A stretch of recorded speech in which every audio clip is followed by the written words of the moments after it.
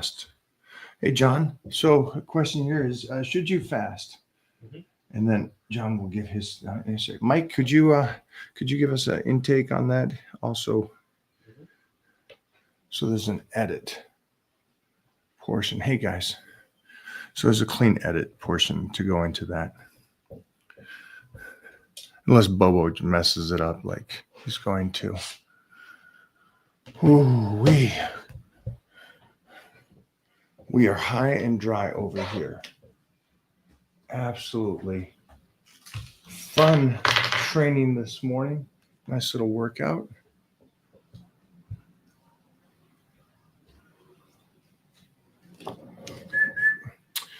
New magazine out right here. You guys can pick that bad boy up. Custom Trends. Welcome to the team, Custom Trends. Well, hi, everybody. Hello, everybody. So today's going to be a rock and roll day. If there is questions, and they're good questions, I'll try to go off of anybody and everybody. But good questions will be also posted over on my YouTube channel and my Instagram page.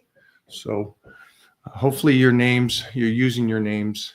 I know a lot of people use made up names and stuff, but give us the name too if you want that promotion on the discussions that we're having today. All right. See, that's a good one. Yeah. That's a great one already. We'll come back to that.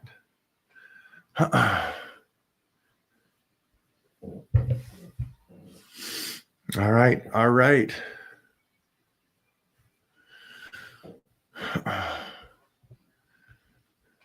Well, if you're over in Michigan, make sure to stop over. We'll be out there in Ohio.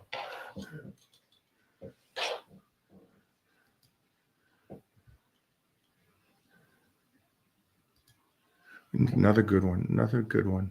Depends on your goals. Questions exploding. I love it, guys. Good questions so far right here. Hello from the motherland. Hello. Did everybody or everybody get their workouts in this morning? And here's a question, and do write the question down of this. So my question to you guys is it more important to get your workouts during the week? You 7 days during the week, you get your 5 workouts in, let's say, 3 to 5 workouts in. Is that the most important thing for the week when it comes to the body? Or would it be that a good nutrition plan for you to reach your goals and you missed your workouts this week? Which is more important, the training itself with a whatever diet, or no training and a good nutrition plan? I'd love to hear your guys' take on what your concept and belief would be on that aspect. Your what? Oh, that's your name. Well, how do you pronounce that name? Mahak? Ireland. I love it. You guys are up and rocking and rolling. And here's one of my golden people out there, the incredible Mary and the pups. Give the best to the main man. And I hear just great things, Mary, from the team that you're doing great, Titan Medical team and everything. So just props to you, man. I'm so happy things are looking up and up when it comes to the health.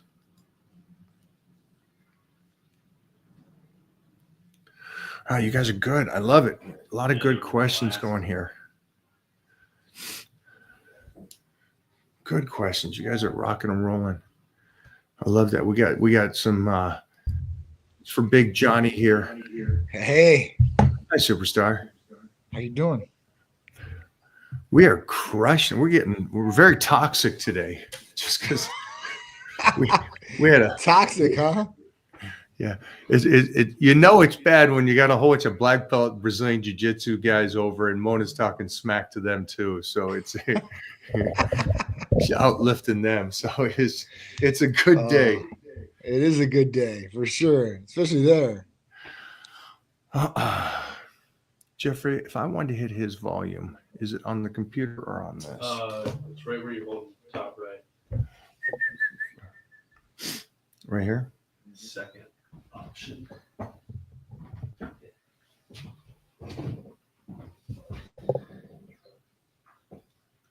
Oh, there we go. There we. Yep. Johnny, say hello. Anything? Hello. Oh, beautiful. Look at, I'm losing my eyesight and my hearing. Hey, Beast, I understand that you have a celebration coming up here in another, I guess, week and a half or so. Yeah. 44 is coming quick. I know it's young buck. to you, but man, it's older to me. That's the oldest But, you've you ever know, been. That's right. So 23rd of February is my birthday. Yeah. And, Sharice puts on this gathering of people. And it's good. I don't see some people, maybe once or twice a year. And I definitely see them usually at this event. So it's a good thing getting together, seeing everybody, and, having a good time, getting a couple laughs, talk about some old things and create new memories. So, it's always a good time. Like I said, I get to see people, maybe once or twice a year, some of these guys or girls. And it's a blast, it's a blast. So I'm looking forward to it. I always like seeing, my people, man, it is what it is. So If there's anybody hopefully that you'll get to should come. have a big bash, it's you, because to me, you work nonstop, 7 days a week, Yeah. and a lot of your stuff that you have to do is you have to be out there in the limelight, and the I guess to me it reminds me of the old school '90s when I first got down here for the acting Yeah. world. Yeah. You got to go to the premieres, you got to go to the parties, you got to Yeah. do all that, and you are out there and you're doing it. So I think this Yeah. one, you somewhere partying up, having fun, pool party, rent it, tons of baddies and some hot bikinis. I'm just saying. I mean, that's a good day. Yeah, that's definitely a good day for sure. So, yeah, I mean, listen, I don't. This will probably be like a night gathering. As from what Sharice told me as far as that goes. I will say it's going to be at the Motor Enclave, which is like a beautiful event center, community. As far as motorists, we had an event there this last Saturday, Cars and Couture, which we put on for many years, and it knocked the socks off any other year that we've ever had. And it's great. just like I said, it's amazing. So yeah, I'm definitely looking forward to it. But hey, listen, pool party, girls in bikinis, some good foods, good steaks. Hey, I'm rocking and rolling there too. You're gonna have the cookies though. You're gonna have to have these cookies. I'll Right? have to have some Sunday, cookies. at I've been least. pretty good at my diet. Man, these cookies that he has, top notch. And you got to carb up once in a while, so the cookies come into play. Cookies, yep, definitely milkshake. Definitely got to have that too as well. Well, let's jump into this. This is a big week. So what do we have specials going on over there at Titan Medical? Well, obviously Valentine's Day is coming up, right? And when I said earlier, I'm like, listen, yeah, like, you think your girl wants, flowers, you think they want candy or chocolates. Like, no, they want you. They want all of you, right? All the passion, all the love they could possibly get. So, obviously for Valentine's Day, we had libido enhancing, bedroom enhancing therapies on special. And it was buy 5, get 1 free. So if you buy 5 of our Supermans, which are sildenafil, or if you're on HRT with us, you can get that with micronized testosterone too as well in there. That's a good one. Or Iron Man, sildenafil, and arginine. What does that mean? Because I think for the viewers, they may not know. It's okay. The pill with a little bit of tea. Is that right? Yeah. So what it is we have regular sildenafil for people who are not on hormone replacement therapy, so not on testosterone. And then we make another version that has the sildenafil, the exact same amount. It's 110 milligrams. And we put 10 milligrams of micronized testosterone in that troche. You're going to ask me why? Well, the reason is because with the sildenafil, right, that's going to increase blood flow to the extremities and create the erection. And you'll get an erection probably, 4 hours of taking the medication. So, you can go multiple times, right? And usually older guys got the younger girls, and the younger girls want to go more times. So they have enough oomph and energy for the first round. And they get up and they go off. Now the girl wants to go again. Now, the erection get up but the endurance and stamina is not going to be there. So with the micronized testosterone, it's micronized, so it doesn't release in an ester. So it's right automatic. So it hits you right away. Okay. And this is going to give you that Literally. little boost. Is that too soon? Sorry. Would you I say? said literally hit you. Yeah, literally. Yeah. It's going to give you a little boost. It's like a little hit of nitrous in a car. Pow, you're ready to go. That car only does quarter miles in 8 seconds, but you know what? You hit the nitrous, you're going to be able to go in 7. So, it gives a little bit more stamina, endurance, and for this, the guys love it. It's definitely a performance enhancer too, as well in the bedroom. So, you can step it up right there. We have our sildenafil and arginine, which are Iron Man. Now, sildenafil already creates a massive amount of blood flow by vasodilation to the extremities for the erection. But arginine, it just plays a whole nother level of blood flow as far as, with the erection and massive amounts. That's why we say it's an Iron Man, because literally you're like an Iron Man pushing, right? So that's going to be that. We have our PT141 injectable, which is great because this works off the nervous system instead of the blood flow and vasodilation. And you still get the blood flow and vasodilation from PT141. But the amazing thing is it differs in so many different ways from the other ones because it creates true libido effect. So even with, like I said, with sildenafil or tadalafil, Viagra, the active ingredient, or tadalafil, which is Cialis' active ingredient, you can get the erection. That's not a problem. But do you have the drive? And guys that take this medication will know. Like, all right, like once I, get off, or I don't really feel anything, but I can get an erection, that's no problem. But I'm really not into this. And this gets you into it. And you can also use it with your partner. And it just drives up pleasure and excitement on both ends. So it's truly a relationship enhancing therapy, I would say, especially if both parties use it. It's only going to stimulate things. There's no negative side effects. You're not going to build a tolerance to it. It can definitely improve relationships in this fact alone. Most females out there can't achieve orgasms, right? This is a fact, right? I would say like 30 to 40% is what they said, just because of different things that may have happened to them in the past, something to the genitals that got messed up, some of that effect. So if this lowers that and it actually lets them achieve orgasms, then right then and there, that, happy wife, happy life, that statement's true, right? If you can truly pleasure your partner, that's a great aspect of the relationship because you have the emotional, you have the sexual, you have the physical. So at that point, that's an improvement. There's a lot of people that can't pleasure their partner, or they don't know that they're not pleasuring their partner. And this leads them to go down other paths. And at that point, I think if there's one thing you would know if you're good in the bedroom, if you take care of your wife or your partner, you can get away with a little bit more, I guess, because you're pleasuring them that much, right? They're willing to overlook some of the different things or flaws that you may have. He's great in the bedroom. Personality's not so good, but well, and that goes to the other fact. Like if you have personality, that's one aspect. But if you're good in the bedroom, that's one aspect. You can have the bedroom portion, the personality is not there, or the interest isn't there. And either way, you're putting them in Uber and you're sending them home. So, that's just a different aspect of things.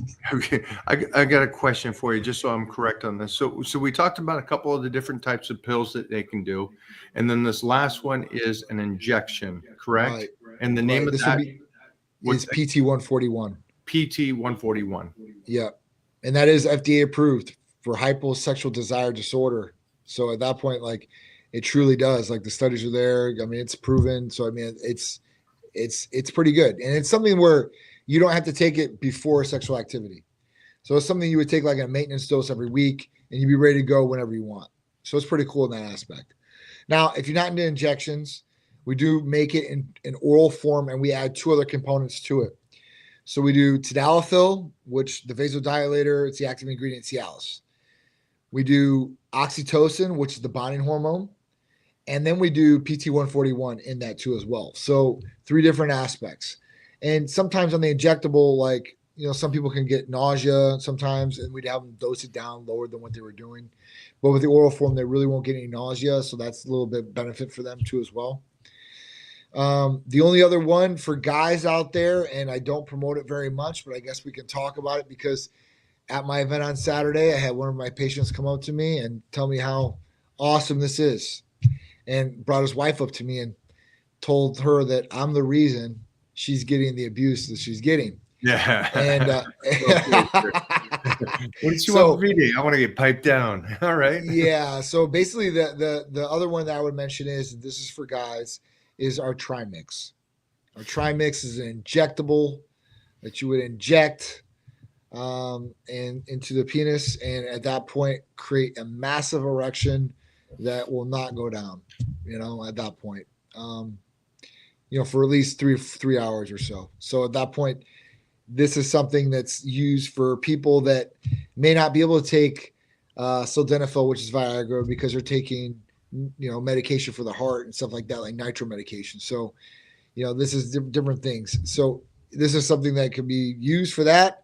Or I have people that they go down for a weekend in Miami, and I have some rich guys and they're taking 4 or 5 girls with them. Or I have porn stars that are, they want to be the best on set. So at that point, they're going to rock and roll no matter what. And those are the generalized customers, but a lot of people don't know about it because I don't talk Kelly about it a doesn't lot. hear There are this. clinics. This Kelly's is all going they to be do. ordering Kelly's going to order a week's worth. The guy was so happy, like he was like a kid in a candy store, like happy, like he was He's feeling proud.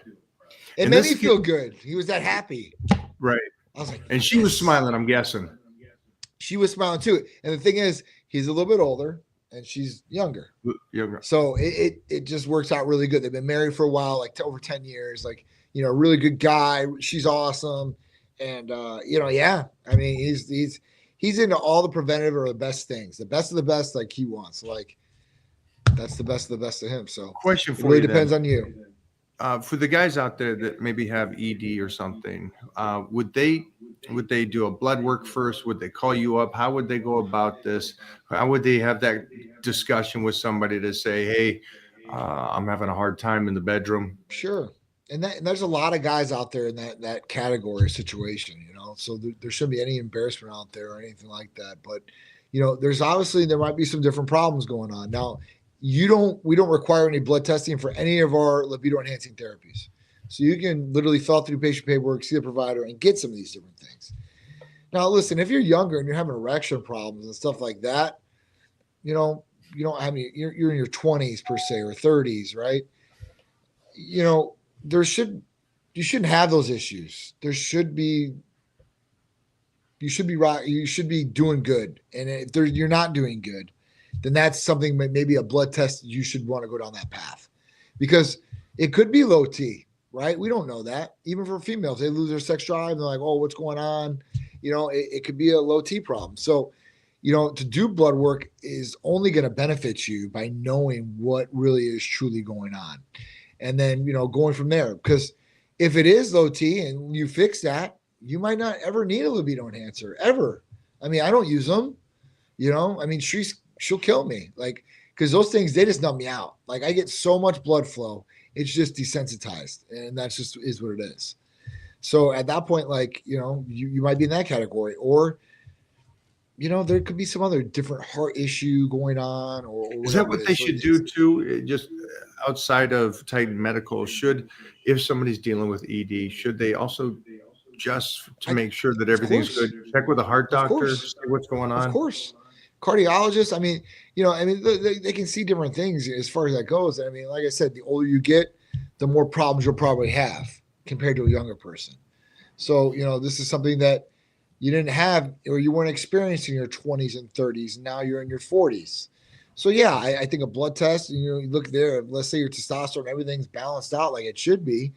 Yeah, I think in any situation scenario, even outside of Titan Medical Center, you should try to get to the root of the problem and fix the root of the problem instead of masking problems. Bandages work, right?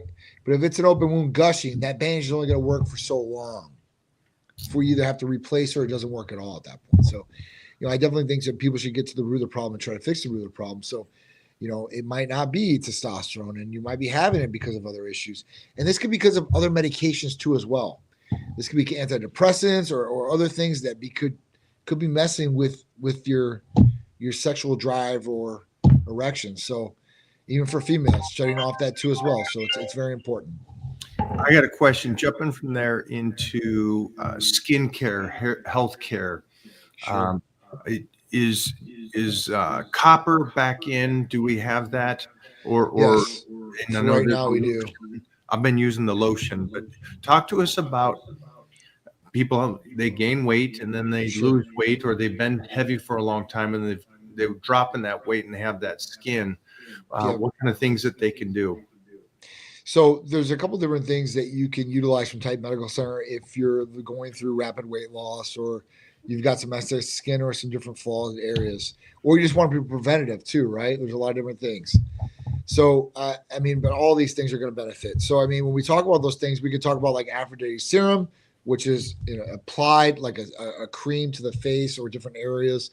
And it has a different number of different things. But the copper peptide GHK is in that with NAD and vitamin C and a couple other things. Then we can talk about, glutathione. Glutathione is good for the skin too as well, right? Helps radiate the skin. But then we can go into our hair, skin, and nail capsules, that have different things in there to help keep your hair nice, shiny, thick, keep growing, and plus radiate the skin a little bit too as well. We talk about injectable biotin. If we're talking about hair, this is another one. It's super important to have. And, some people, they lack this. Vitamin B7 is what it is. And that's biotin. So that's another one that we do alone. So we can combine these different ones too as well. We have our hair, skin, and nail capsules, and we combine that with our hair foam. That's another one that's great. Lantrapost is the cousin Latisse, helps thicken the hair. Then you have minoxidil, and you have finasteride in there too, topical, so they're not taking it orally. That's great for the hair, so you can utilize that. Now, when we talk about skin and collagen replacement, the GHK injectable peptide is definitely a go-to too as well. This can help if you're losing or you're trying to help with the skin elasticity to come back and fill in some of those different areas. So that's on the table too as well right now. And I don't know how long all these are going to be on the table. I mean, just the GHKCU. Like even this week, they were giving the pharmacies problems about AOD now. So it's like, why are we still fighting about this? Like there's literally one pharmacy that's supplying with the CJC. So it's like today, I'm pretty sure, I don't know if it happened yet. I know that Tulsa got confirmed. Hopefully RFK gets confirmed today. That's what I'm waiting for. Okay, because it's a big thing. And let me tell you how much of a big thing it's going to be. FDA is one thing, and these peptides a whole other thing. I've talked to a couple of these different pharmacy owners. A couple of them do know RFK, and RFK said, "Listen, if he gets, then it's going to be on the table and ready to go." But Amazon contacted me, and there are some high up executives in Amazon that are Titan patients. I have no idea. Like I don't even know, right? It's crazy. Like I got Tesla. I got some people that I don't know because I don't talk to everybody, and we don't ask everybody. Well, what do you do? Who are you? Like that's not what we do here. But so they contacted me and they said, listen, we've been using the products, very, very interested in having you as an Amazon partner and would like to discuss it for things online. I said, okay, great. Wow. So I'm like, all right. So I got on a call with them yesterday, talked to the guy, and basically said, listen, I want to set you up on Amazon right now. He's like, do you have any over-the-counter products that you have right now? And I said, well, we're working on some supplements right now, supplement line. Maybe 1 to 3 products that we're going to do there. But I have the merch automatically that I can throw up on there, and I have my book and stuff too as well. He's like, that's great because listen, I just want to get it established there. And then he said, he's brought up RFK. He's like, listen, we use some of your peptides. We use some of the different products. We have the pharmaceutical side that we're instituting, and then we have the telemedicine side we're instituting, and we possibly might want to look at bringing this in. And I'm like, well, that's awesome. And they're like, and if RFK does approve this, then then we'll have the FDA backing, and this will be a whole other thing. So we'll see how that goes.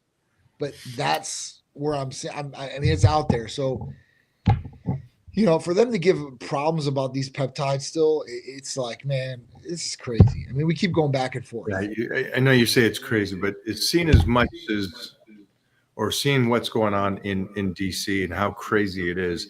I'm not surprised that something that can help you makes sense from that side of the world to ban it because of the fact that they want to make sure that they're getting the financial part of it instead Right. of everybody out there getting healthy and not needing medication, and the younger and Right. younger. And that's a continuous story. And then talking about one of the big things I talked about this morning was nutrition compared to training. I know you don't have to, and I know that I don't like the one or the other, but people's schedule gets pretty crazy. And I think something that you and I agree on is if you can eat healthy and have a good relationship with food, we would prefer the person to eat healthy for 7 days a week and maybe don't get the workouts. And relative to the person that does get 3 to 5 workouts, but has a bad relationship with food. Yeah. We keep going back to that. It's like food isn't like medicine. It is medicine. It is. And It if literally you, fuels your body I in mean, every way, shape, and form. yeah, it sets you You up to know? win. And so that answers the questions that I asked earlier on this show, that if you could really take in consideration eating better for you and your health, and then don't fall into, I hate using the word religious beliefs, like this is the best way to diet, or keto, or vegan, or whatever. Try to go off of you doing your blood work and seeing what that says Right. for you, and then go off of the belief that, hey, this is working for me, whatever that diet may be or how you're eating. And you can get that through Titan Medical, and they can also help you out with the supplementation. They can tell you maybe you don't need to take all this over here. Maybe you need to get more over on the vitamin D side and the DHEA or whatever that is.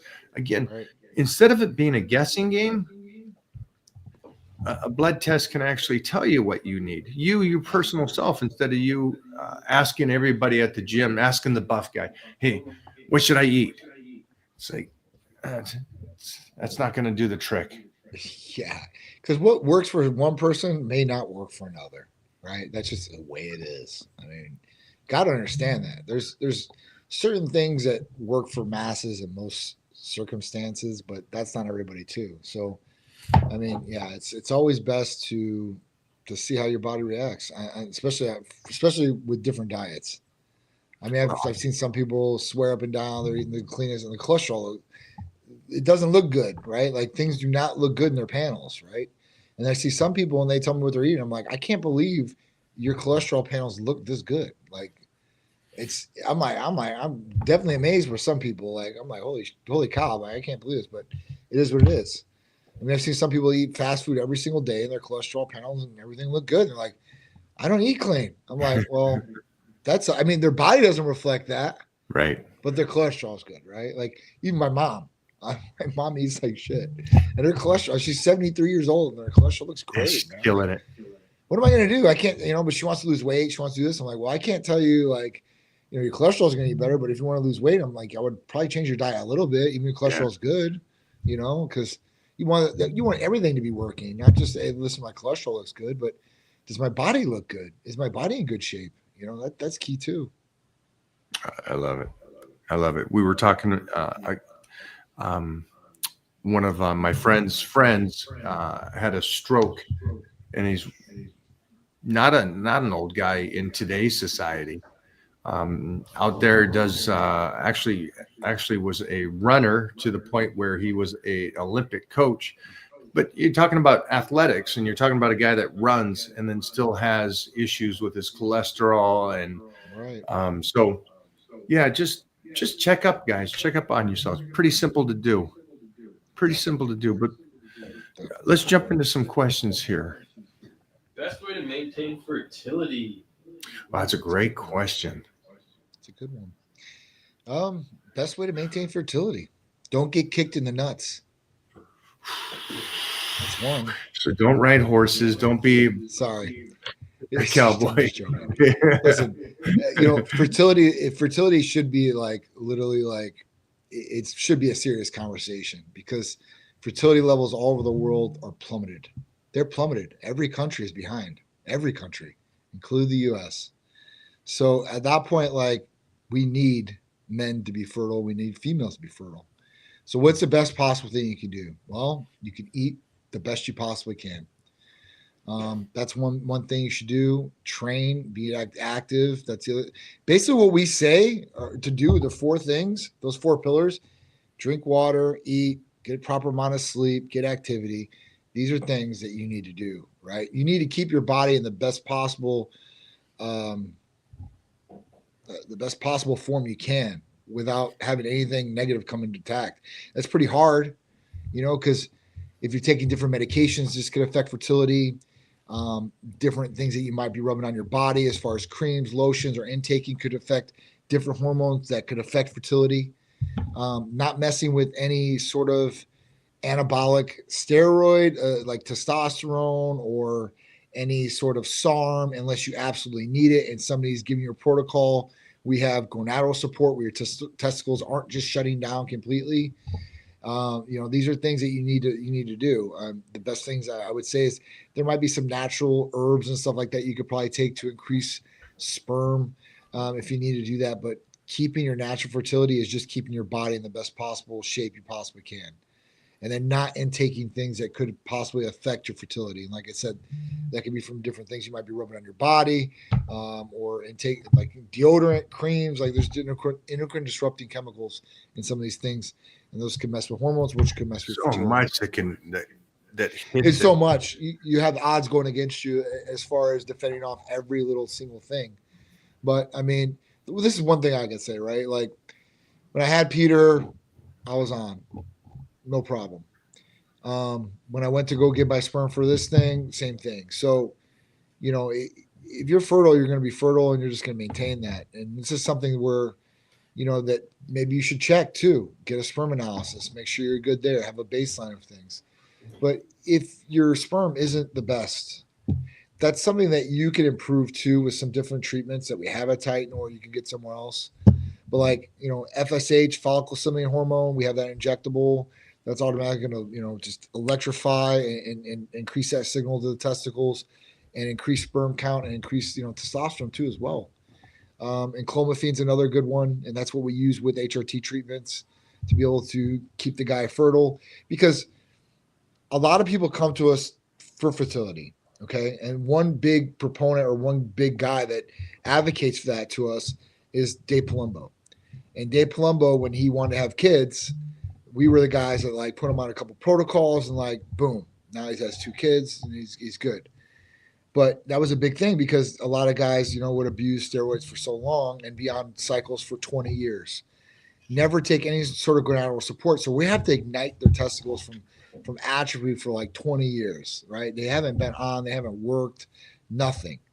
So when we utilize some of these protocols, it might take a little time, but we will ignite and get those things going. But, at that point, like if you're young, you can utilize some of these different things too if you're having problems. But that's really where it's at. I mean, doing the fertility protocols if you need them, but we wouldn't take somebody off testosterone for a fertility protocol. Now, a lot of people would say that's totally wrong.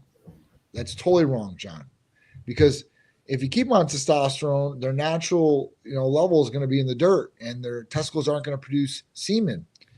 And that's where we go back to the gonadal support issue where, listen, and clomiphene will keep the testicles producing sperm. And if not, HCG definitely will. Okay. And with that, the reason we want to do this, because there's a reason behind it. People are like, oh, you just want to keep on testosterone. No, that's not why. Because if we pull them off testosterone, they're not going to have the drive to do the deed as much as when they're on testosterone. So the biggest thing to get somebody pregnant is you want to play the numbers game. The more sex you have, okay, the more shots you have at hitting the goal. That makes sense. Might take somebody only one time to get somebody pregnant. But usually when people have fertility problems, they're going to have to try multiple times, right? So you want to be a bull. You want to be able to go as many times as possible and shoot your shot as many times you possibly can to hopefully ring the bell at least once. So that's the reasoning behind it. So we've done this, I don't know how many times throughout 13 years. I mean, I've got people that, they're They write me to this day. They're happy as hell. They show me pictures of their kids. Like, this wouldn't have been possible if you guys weren't here. It's super cool to get that too as well, because that's big. And like I said, fertility's on a low end of things all over the world. And I don't know if you've noticed, and maybe you will notice because Titan's getting older, and hopefully this will change by the time Titan gets that. But kids aren't into sex anymore. Like, kids don't even want to drive. Like, Peter doesn't want to drive, right? He's going to have his license here in a couple months. He could care less right now. Now, maybe that'll change when he gets his license. But like, even That's a like different sex, world, like, man. you know, That's like It's we were kids at his age of 15 years old. We were raring to have sex, raring, right? You're getting to go to the movies as much about your interaction. I mean, come on, you're putting yourself in as many of the best positions you possibly can to maybe hit that. And a lot of these kids don't do that. Like, you would think that in the age that we live in, with all the sexualism around us, whether it's videos, rappers, whatever, OnlyFans, like that's the thing to do. It really isn't the thing to do for some of these kids. It's just for the younger generation. For us older guys, I think that's where it stops. And that stops maybe like 35, 40 is what I'm trying to say. And then I think everything underneath, especially Peter's age, those age groups, I'm telling you, it's crazy. It is crazy. Yeah, no idea. I got a little time. I got a little time before that. I need to Yeah. worry about that, and I don't want them fertile. I want them shooting blanks. So I don't care. No, listen, Sharice told Peter, she's like, I don't care. She's like, get him pregnant. I don't care. I'll take care of the kids. I'm like, don't tell him that. I don't want to take care of no kids, right? Oh man. What do we got? 51 years old male here, taking testosterone injections every 4 days. Should I incorporate an estrogen blocker into my schedule? So, Robert, this is where we were talking about getting a blood test and seeing where those levels are at. Usually, if you're on testosterone from Titan Medical Center, you're most likely going to be on an estrogen blocker. I see some places out there, a lot of places are for the money grab. They're just going to sell you testosterone. Or you have a general practitioner who really doesn't utilize an anastrozole or Remedex, and they just don't feel comfortable prescribing it, or the insurance company won't cover it. So at that point, like, we would usually start you there. And a lot of places just want to say testosterone, that's it, done deal. But what's going to happen is it's going to convert. And you need to see where your conversion's at. Some people are more sensitive to that conversion, convert a lot faster and a lot more. Some people not as much. This is where a blood test will come into play, see exactly where you're at, and be able to dial it in. If you're having a problem with that, we can help you out with the missing components like an estrogen blocker, or even gonadal support like enclomiphene or HCG or something of that matter, to help you really get all the benefits out of testosterone replacement that you should be getting without any of the negative side effects. There are people and providers out there that say, seeing this guy has a history of gyno. So with that, there's a lot of providers out there or people that say, oh, no, don't take the estrogen blocker. Or they say, don't take the estrogen blocker until you start seeing side effects. Why would we want to wait to get side effects? I'm just asking. Like, the whole point would be, hey, listen, let's do this. Let's not get any side effects or very minimal and keep rolling. If you had gyno or previous history of gyno and you're taking an anabolic without a blocker, you're going to be in trouble. I mean, I'm just telling you like it is. Like, you're either going to make the gyno a hell of a lot worse, or you already have it really bad and it really doesn't matter, but you're going to get water retention, irritability, and all the other negative side effects that come with high estrogen levels. So I would say blood test, get on an estrogen blocker, and go from there. Hey, Robert, I got a question for you. And if you can, just get back to me during this discussion. For you to be on something like testosterone and you're doing shots every 4 days, I'm assuming this is through a doctor, a family doctor, or a clinic. So, and that being said, I'm assuming it is. You're not just picking it up. And then your other statement was that you're prone to gyno. So you've done this before and you've had the issues from this. I'm curious, is there somebody overseeing this, or are you just so?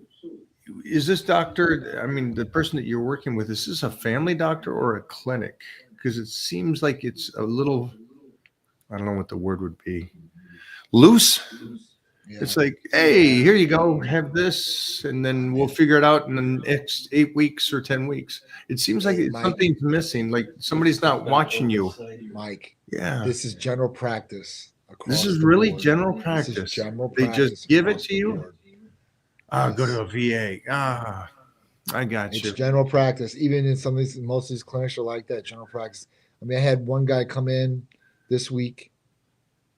Well, I hear the Last VA is not it's Yeah. not the I hear this all the time. Robbie Robinson tells us weekly, this is where Robbie is, and Yeah. the care he gets is just unjustified. Yeah, It should be it's better. bad. It should be better. So I give you props that you're doing it, but I would recommend. Sorry for talking, but I recommend going with somebody like Titan Medical that's actually going to oversee you in a correct way. You're 51.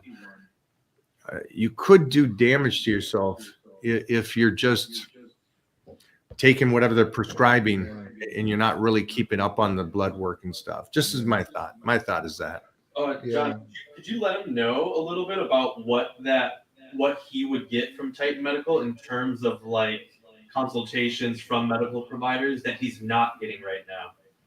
Sure. So, I mean, listen, if you're going to the VA and they're prescribing testosterone, big ups, because it's a lot of hoops just to get that. So, I would say, listen, if you can get the testosterone from them, keep getting it. Get everything you possibly can for what you served in this country. But for the missing components, like estrogen blockers or even going hour support, that's where we can come into play, really help. And I want you to save money too. So that's why I would say, listen, just transfer all your care over and we'll take care of the whole thing. But if I can save you a couple dollars, that's what I'm going to do too as well. But we could monitor that, make sure everything's dialed in. And what you get from our providers is a real in-depth consultation of what's going on with your hormones, maybe something else that's going on, right? Because I haven't seen your blood work or what else they ran on you, because there might be some missing things they left off there too as well, at that point. So, you're going to get a full in-depth consultation, go over your blood work in depth. Was it 460? Yeah. It isn't bad. 460 is not bad for a 50-year-old guy. It's not. So it's great not bad at all. It's great that they gave it to him when most doctors would go 460 or 51, you're fine. Yeah. So I give you props to get them to do it. Now, can somebody do that? Can somebody go to the VA or their family doctor, still receive their testosterone from that person, but then also have a team over at Titan Medical checking his blood work, checking to make sure his estrogen is not blowing out there, and still have those conversations? Absolutely. We can do that, and we can prescribe the Nash Salsa if they need the estrogen blocker or those missing components. Then we can help them out there. Like, we're not just, oh, you got to get testosterone from us to get any service. No, hell no.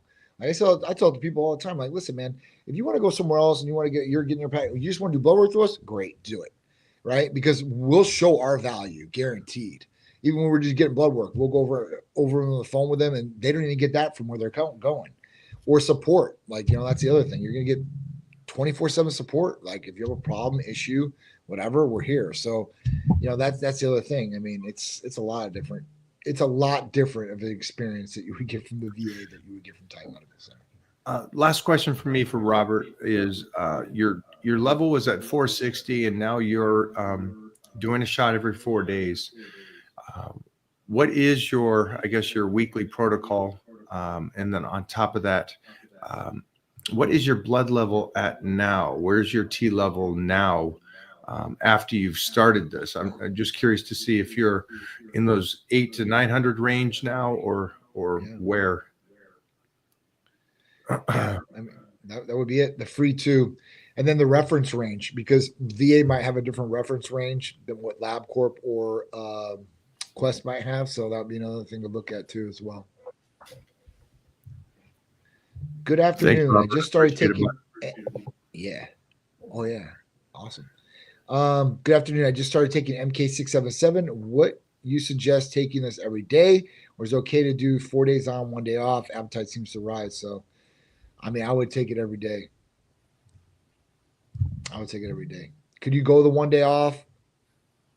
And you're talking about 4 days and 1 day off. No, I go 7 days. I go every single day for at least 60 days.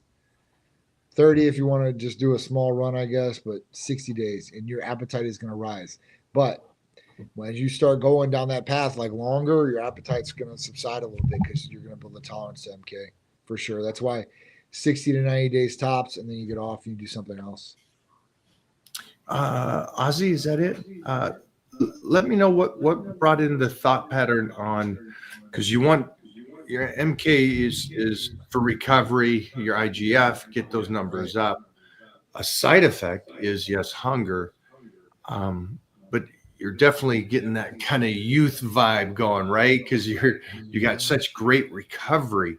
What brought in the thought pattern of doing a 4 on 1 off? I'm just curious on that thought pattern. Like, you don't want that hunger, and you thought that the doing the lows and the highs. Because I've noticed a couple things, and I'm at Gold's Gym Venice, the Mecca, and I noticed these guys that will start TRT or start TRT, and they'll do a couple months on and a couple months off and a couple months on, a couple months off. But that's of TRT, which is a very low, healthy dose for a person to start. And I can already see your brain working. And the one thing, they're thinking something outside of what the doctors always say the same thing. When you start, we would like you to stay on that and stop going up and down with your body. But they come up with their own thought patterns, like, I'll go from a regular and I'll stop it completely because that's better for me. And they don't realize they're doing trauma to their body. Yeah. Do you see that a lot? Yeah, I do. I see it shock. It shocks the body. Like, the body has that drop off and like, well, what's going on here? You know, and it has to go through like a reset pattern. You don't want that. You feel horrible during that time too, as well. That's not like you have great energy and you have great mood. I mean, you're feeling it. You're definitely feeling it, right? You're tired, fatigued. So it's not something you want to go through. Like, if you need to be on testosterone replacement, then at that point, utilize testosterone to keep your levels up and stay up. There's no reason to be getting off of testosterone if you truly need it. And even for guys that cycle testosterone, I know there's guys that are always going to do it, but listen, I'm telling you, it's really a game of Russian roulette of where those numbers are always going to come back. So at that point, like, yeah, they'll come back. Are they going to come back as good as they were previous? Probably not. So, you know, what do you want to do there? You know, eventually you're going to have to get on and stay on. So I always tell people, I'm like, listen, take your genetics and take your naturalism as far as you possibly can. That's all I tell the younger guys. I'm like, listen, you got to do the right thing first, right? And then later on, like, you know, when you start and you need it, it's going to be a game changer for you. But if you have to start and you're starting in your 20s or your teens, I hear some of these teens like 15, 16 years old taking massive amounts of tests already. I'm like, and other things. I'm like, dude, like, you're going to be on the ride for the rest of your life now. Yeah. I hope you're ready. Strap up those boots. And, you know, their mentality, oh, yeah, they have no idea what it's going to take because they're so young. They, you know, it's a Superman mentality. You know, nothing's going to hurt me. I'm okay. And then reality is going to smack you in the face, and you're going to need it. And if you don't have it, you're going to be hurt. Yeah, just a heads up to you guys that are thinking about getting healthy, or the doctor says they got to put you on something. Understand, you're just getting back to your best 20-year-old self. You're not doing anything superhuman in the sense of you're not going to be Mr. Olympia from doing this. This is just getting you back to a healthy level of you at your 20s. And so just try to keep that in mind over the thought pattern of you're going to be an Olympic athlete in 8 weeks, you know. And so, yeah, it's just a little bit of different mentality, I think. I think they also think that it's going to be the free ticket, that I can start this pattern and I can kick off everything else, or don't have to train as hard and stuff. And again, my recommendation is you get one life, make the best of it, do the very best you can. One body, man. That's it. Here's one that I know you got a great one for this one. Go for it. Deadlifts necessary? Right, there we go. Are they necessary? I mean, I guess I don't think they're necessary, but I mean, I guess that's up to the person that's training. Are they necessary? I mean, I get by without deadlifts, but do I think deadlifts are necessary? I mean, I guess all depends what you're doing. Peter doesn't do deadlifts, does he? No, I don't think he does. Mostly at his age, right? And his length, at his length, and what he's doing. They got him doing. They got him do. I don't want to injure myself. Okay, those are two. Should I do deadlifts? I don't want to injure myself. Well, Yeah. do a light deadlift. I mean, you don't have to go with massive amounts of weight. You can just go for form, I guess, right? Don't do any exercise that you think will hurt you. Because the unfortunate truth of anything and everything is if you think it will, it will. So that's you're the giving him an reality. excuse to get out of this, Mike. Yeah, you're being too nice. But again, this is a guy that's already scared because he read something that deadlifts could hurt you. Man, and this guy drives on a road every single day and believes that the white line or the yellow line down the middle is going to protect you from a head-on collision. So it's like, I don't want to change his mind. I think deadlifts have kept me alive and in the game. And then we went to this crazy, ridiculous, no point necessary, these deficit deadlifts we've been doing this last couple of years. Holy cow. Yeah, just took me up another notch that I did not see. And I wish, and I'm still learning. I wish I did these in my teens. Really? Yeah, I do. I'm gonna start this now.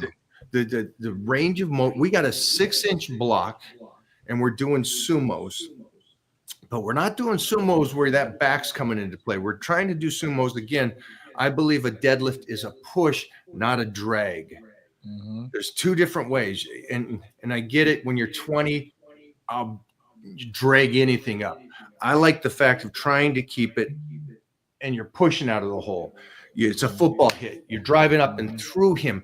Don't drag that up. And so we've been doing this, and it has enhanced my bench press. It's enhanced my shoulder press. It just, the way it fires and gets that body and the range of motion we're doing is tenfold.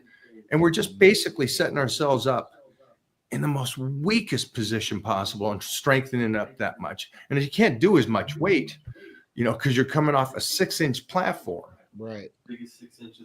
Yeah, it's a white boy 6 inches, so it's really big.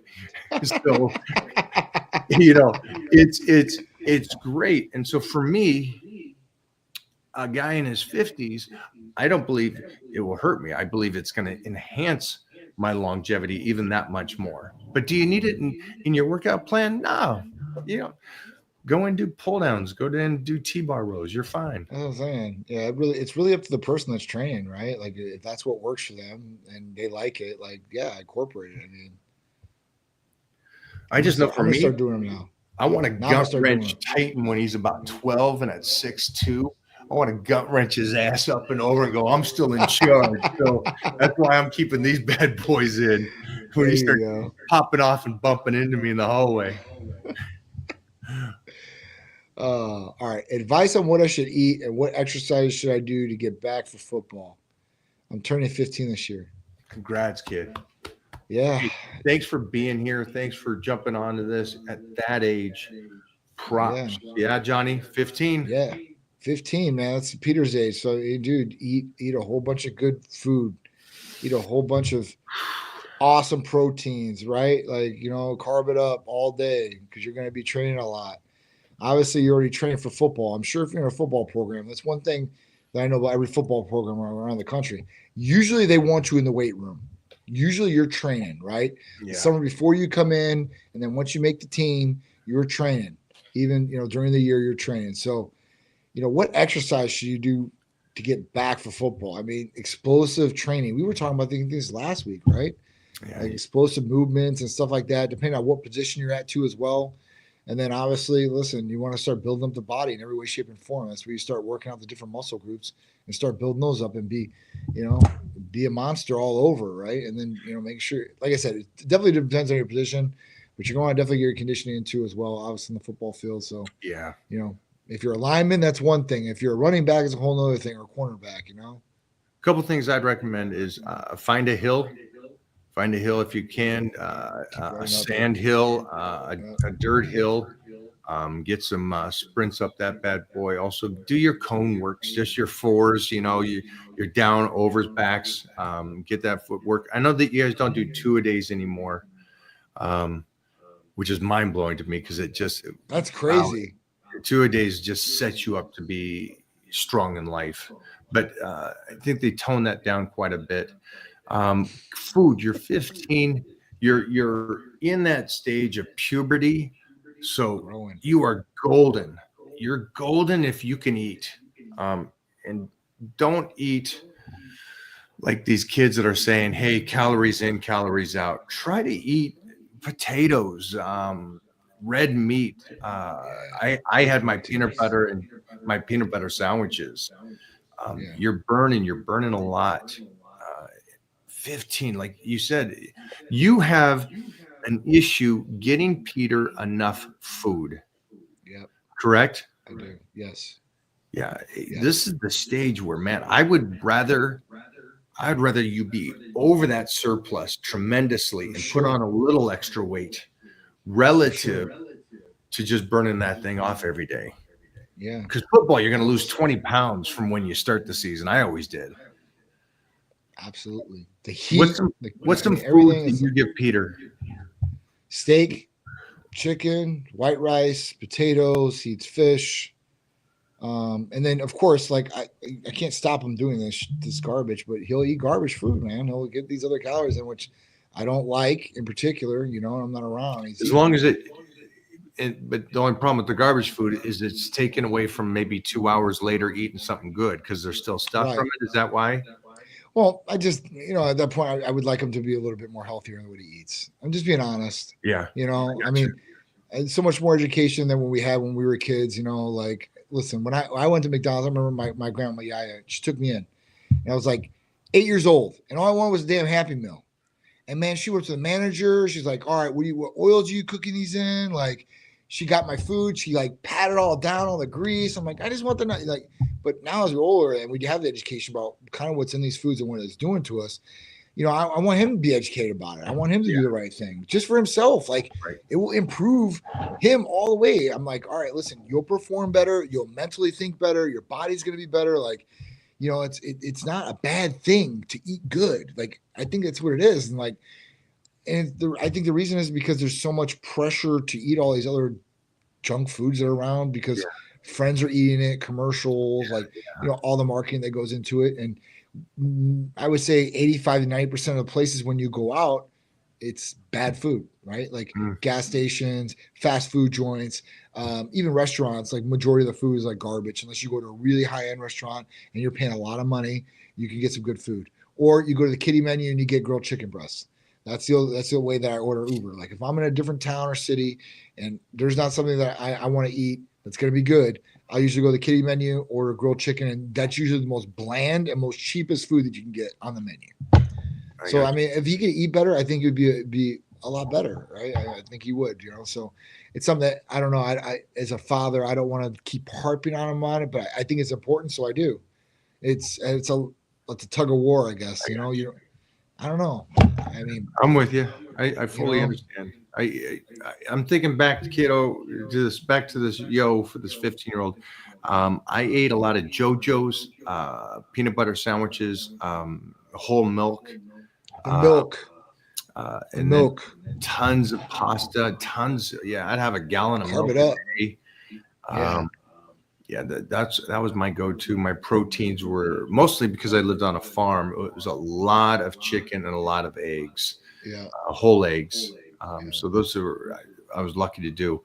So let me know how tall you are right now and that growth spurt and how much do you weigh too, so we can try to give you somewhat of an idea on how much to take in. But write it down. Have fun writing it down on your calorie intake. Okay. Yeah. Been dealing with my SI joint. Any thoughts? Hip health. Sorry for so open ended. Just curious. Appreciate you, Mike. SI joints, BBC and TB 500 what I'd use for joint areas like that. I mean, that's going to give you the best possible. It's going to be the best possible outcome, hopefully, for what you got going on.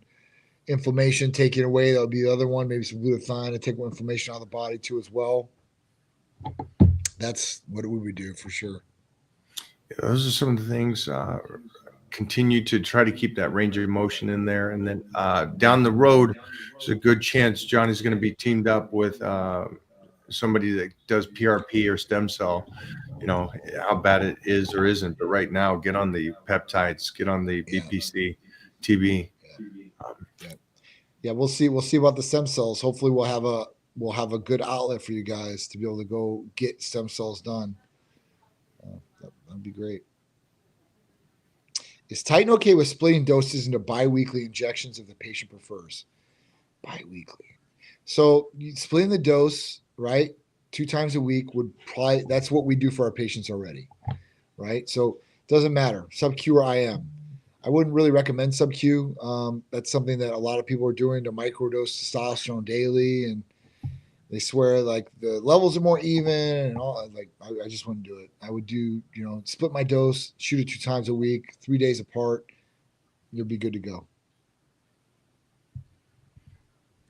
Explain this to me, what he's saying, bi-weekly.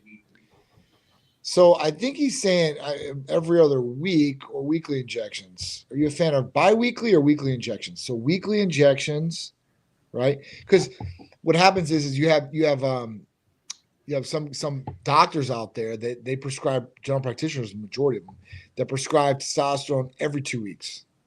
So you only take 200 milligrams and you only get it every 2 weeks. You're really hurting on that second week, really hurting, right? Because you've just dropped off. It's just, you're coming down crashing. So we would definitely not recommend through you within 10 days, it's cleaned out of your system. Yeah. Is it would be the continuous that I hear. Yeah, it would definitely be crashing. I meant twice per week, bi-weekly, sorry, wrong word. All right, so twice per week is what we do here at Titan. And that means that you're going to split your dose, go even keel. So at that point, that's what we would do. That's a great question. And that's something Johnny already recommends. Yeah. So again, for you guys that are home, Johnny believes in your shot. So it's a more proportional shot. And so you're more at a baseline or whatever your levels are. Okay. You're going to stay up. You're going to go up and stay even keel the whole time instead of the roller coaster, up and down, up and down, up and down. I love it. Hey guys, my EGFR was 77, indicating possible kidney issues. 90 is normal. Nutritionists recommend 100 grams of protein instead of 200 or 225 that I eat. Is this a common issue? Any advice? I'm 34, 6'2", and 225. Okay, let's break this down. This is a personal subject for me. So your EGFR. So when you look at a blood test and you look at your CMP, a comprehensive metabolic panel, there's a couple of different things in there you want to look at. One is your EGFR. Your EGFR is per se what your kidney function is at, okay? And chronic kidney disease is something that troubles a lot of people out there. And a lot of people are in different stages of chronic kidney disease and they have no idea. They have no idea. Even when they go see their general practitioner, and let's say it's an 80 or 90, let's say it's an 80, they'll never tell you that you're in chronic kidney disease and you're at stage 1 or stage 2. So, and a lot of people are in stage 2 and they don't even know. So with this, when I'm looking at this, we want to incorporate and look at the BUN and creatinine levels too as well, right? That plays a part. And this will kind of look at, were you hydrated that day? Did you work out the day before? These are different factors that can skew or maybe lower that result to what it is. So what I'd recommend is doing another CMP. Make sure you're fully hydrated. I mean, drinking water the whole day through and the day of, all the way up into the blood test. not doing any strenuous activity or working out the day before, going back in and redoing the EGFR and seeing where it's at. If you're at a 77, usually you can improve your EGFR with a couple points. Just depends on how long you've been at a 77. So if you've been at a 77 for 3 years, probably not going to be able to improve that. So at that point, you're going to want to stabilize. Now, they say that eating red meat and eating a whole bunch of protein can affect the kidneys. It's kind of conflicting because if you look at, because I've read all this material, because they give us all the material with my dad, and I'll read it first, like what you can eat. And then if you look at the material of what you can eat and what you can't eat, it both says red meat. It's really weird how it lays that out. Like, all right, well, should I not or should I? And then the protein factor. I've seen plenty of people eat their baseline protein 1 gram per 1 pound and not have any kidney problems whatsoever. There could be other things that are affecting your kidneys. How is your blood pressure?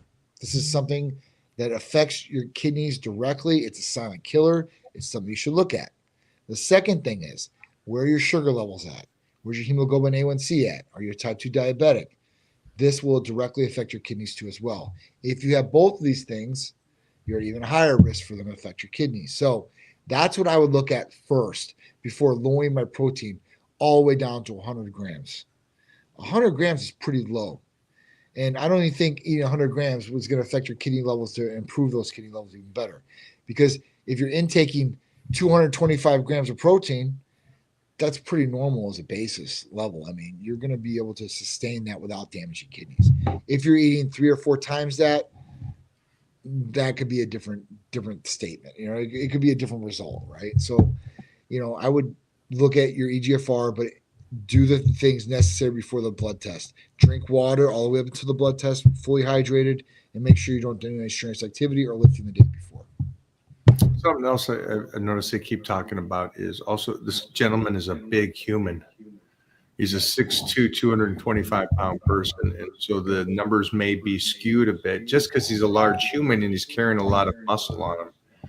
It's something I've seen over and over again on a lot of the readings.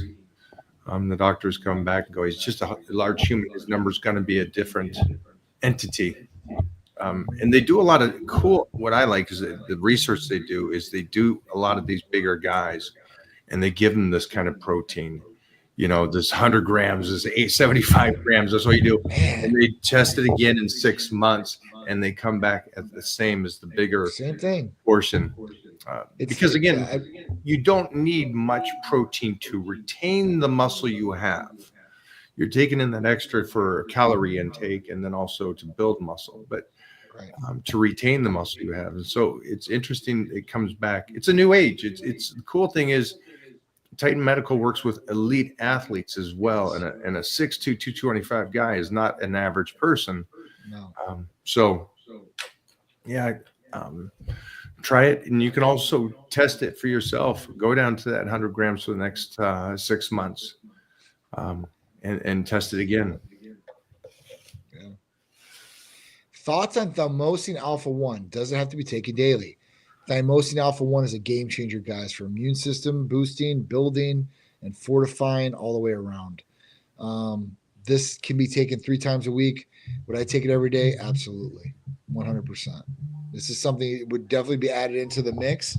That would be very, very beneficial, especially if you have any sort of autoimmune disease. This is going to be awesome. You can eat, and we don't prescribe to cancer patients, but there is clinical data on cancer patients too. So at that point, you might want to read up on that. And I'd definitely give that to some loved ones. But that's something that I would never spout off because I don't prey on people that have cancer. Like, oh, I need something like this. So it's something you should look into, though, for sure, 100%. Used to treat conditions, people with autoimmune diseases, hepatitis. Hepatitis this is also. B, C. Yeah, hepatitis C. Like the other thing is like it's really good. It will actually improve vaccinations, right? It makes it even better, like it actually to work. It will actually help chemo patients too as well.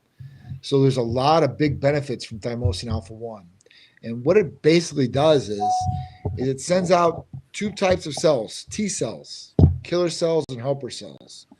They go and they track down these bad cells.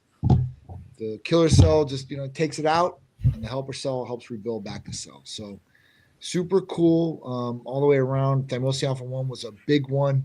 I've always taken this. It was taken away from us during the virus times because there was pharmacies. Yeah, I can't say. I'm not going to say the other word just in case.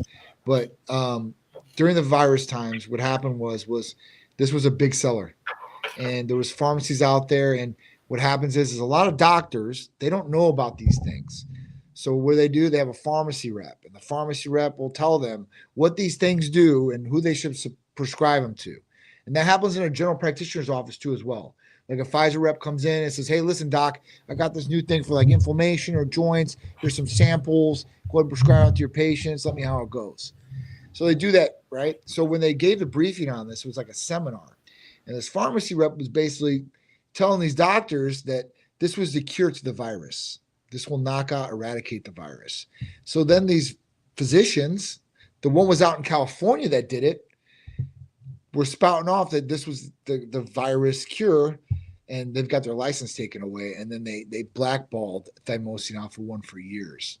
And just recently, this last year, we were able to make it again. So Thymosin alpha 1 is a game changer.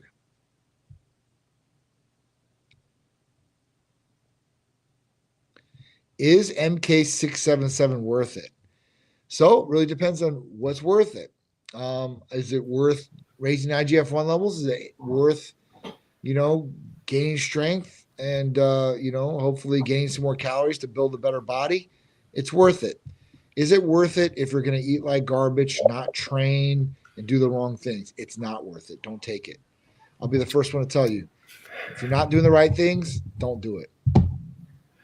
Well, see, I'm worse than Johnny. It's like if you're not going to do the right things, then shouldn't be on here, shouldn't be talking to us, shouldn't do any of it. Don't do it.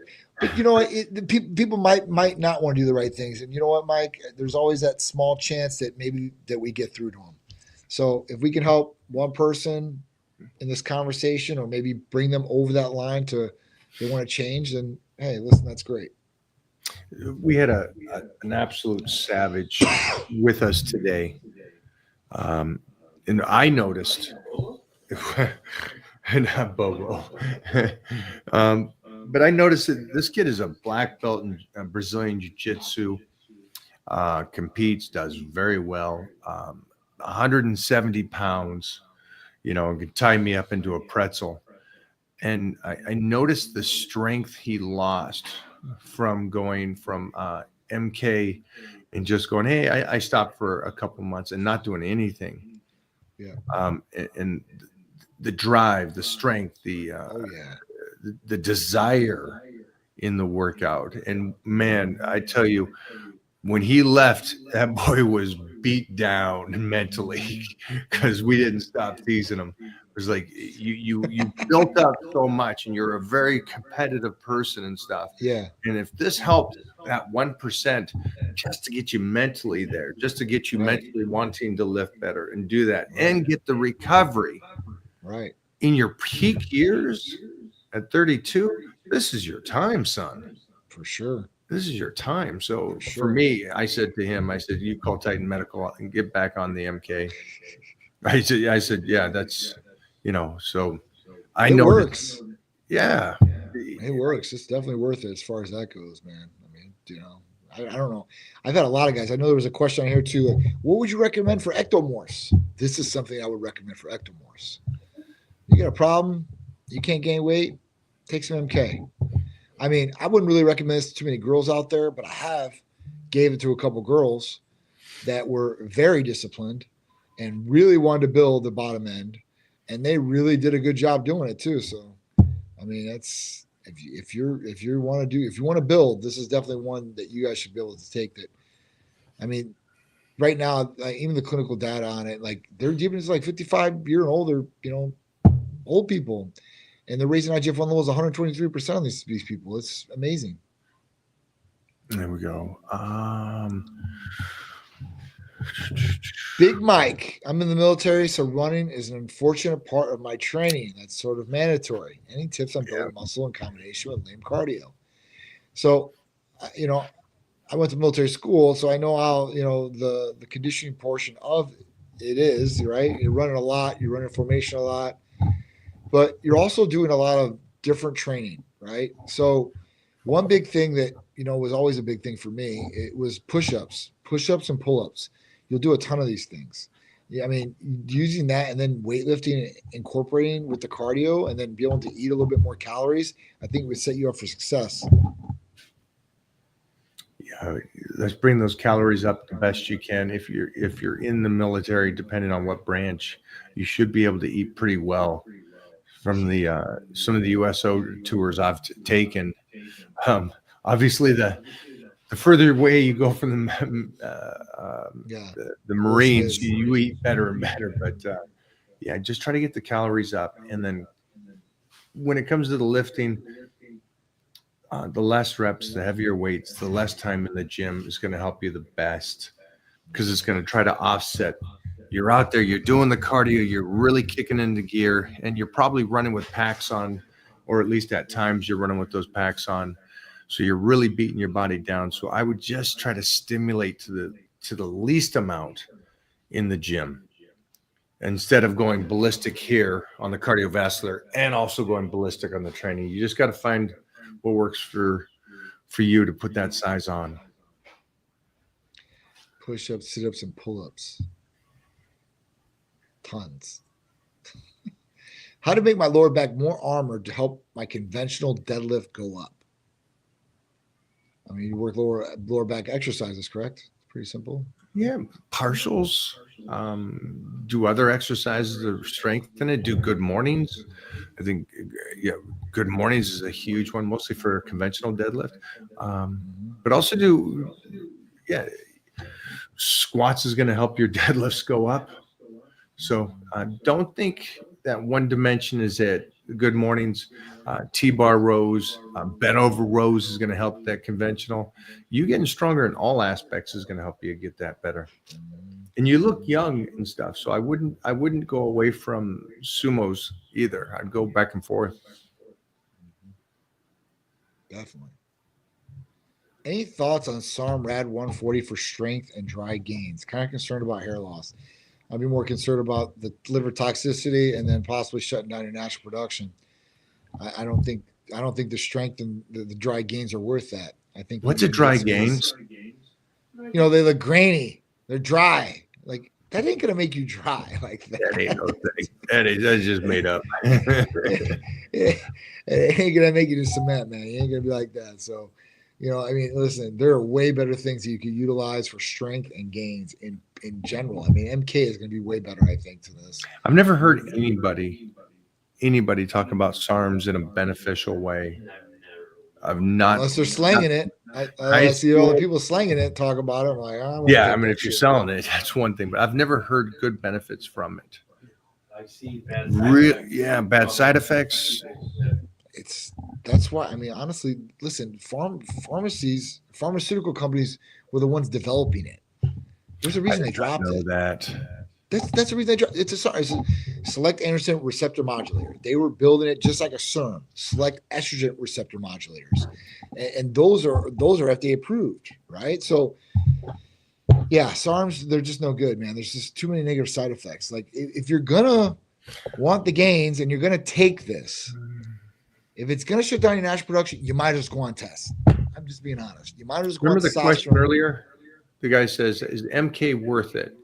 Yes. And so my response there would be 100%. Yes. 100% worth it. If you ask me, is SARMs worth it? I'd say absolutely not. There's no SARMs. When if I get it for free? Still don't take it. Yeah. Your mom buys it for you. Still don't touch it. Big deal. You're still going to have to deal with the repercussions. Doesn't matter if free or not. Like, you're getting something that you're going to take, and at that point, it's going to shut down your natural production. So, like, if you're going to go down that path, you might as well go with testosterone and call it a day, and at least get all the benefits without the liver toxicity. And then you get real gains. I enjoy high rack pulls to help build my deadlift. Are rack pulls crucial as an entry to deadlifts? I don't think so, but what do you think, Mike? Are they crucial? Yeah, they're a great method of doing an overload for if done correctly. They're great added. We did floor bench today. A floor bench is probably what's equal to a rack pull for a deadlift. It's a partial movement. You should use heavier weights, slow it down. The problem with rack pulls is it's for some reason kids, not kids, all most people do rack pulls incorrectly. It's a tap and go. It's too far up the thigh. Yeah, you still want to have it stressed, and it should be a good 100 pounds more than your deadlift, but it's a good exercise. And look at the difference between this guy does that and the conventional, where the other guy says, "I don't want to deadlift. I'm scared of it." So it's a great mindset for two individuals. I like the second individual's mindset that he's trying to get stronger. He's trying to bulletproof his body, where the other one says, "I read something. This is not a good exercise. It hurt somebody once." Best way to keep your physique complete and avoid having muscles that lag behind. Be able to train completely, I guess. I mean, that's one thing, right? I mean, you have laggy body parts. I mean, obviously you need to train them a little bit more, or different exercise, or a different program. I can't answer this. Well, it's you're always working on getting your body better. You're always trying to get better, complete the physique. You got to keep pushing. You don't want muscles to lag behind. At that point, make sure you're on top of it. And if you need to train a certain set of muscle groups, an extra time to get there, then that's what you need to do. I think everybody except for Michael Hearn has one body part that they struggle with getting better, or bigger, or more defined. And that could be calves for some individuals. That could be bicep for some individuals. That could be back for some individuals. That could be chest for some individuals. That could be traps for some individuals. So I think it really depends on the person. But I don't think that I think everybody could get those gains. I think that it might just be a little change or tweak in what they're doing. Okay, I understand it a little better now. When you're training, I guess this is what, if I'm correct on this, when you're training and some body parts start to respond quicker, or everybody has an up and down. Some years your shoulders grow better than your arms, and then your arms grow better than your back. And so when you do that, just keep focusing on the weaker body part. That's the main goals. Your weakest body part should be, and weakest, I don't mean physically, I mean visually and strength wise, all aspects.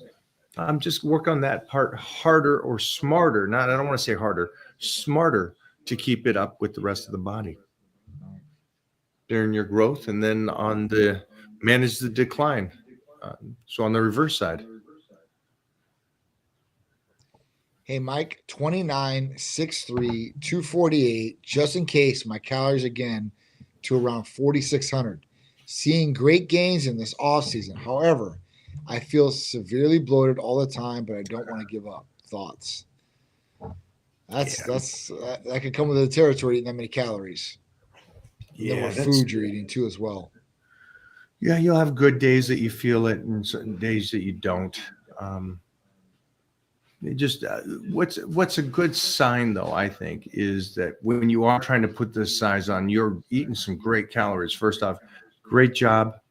That's a good size human, and it's a good amount of calories. Yeah. Look for the good days. You split it. It's 50-50. Some days you feel bloated, some days you don't. Stress plays into that. You're retaining a little bit more water one day. But the cool thing is, when you notice less and less bloated days at that calorie intake, you're really setting yourself up to win, to where you'll be at a point where my body now utilizes that 4,600. Now I can jump up again and get that 255, maybe 260 pounds body weight at 5,500 calories. So yeah, it does happen. You're eating a lot. Man, for sure. Don't fall into this. Don't fall into this. My body's not. What do they do? I have bad gut health, and I got. Oh my It's always the God. gut health, and my food is not digest. You're eating Yeah. 4,600 calories. Life's tough. Just keep going. Don't worry. You get bloated Yeah. like this. My shoulders are messed up from years of powerlifting and BJJ. I can do dumbbell floor presses without pain. Will it do a sufficient job at keeping the chest in shape if I have the dumbbells at 45 degrees?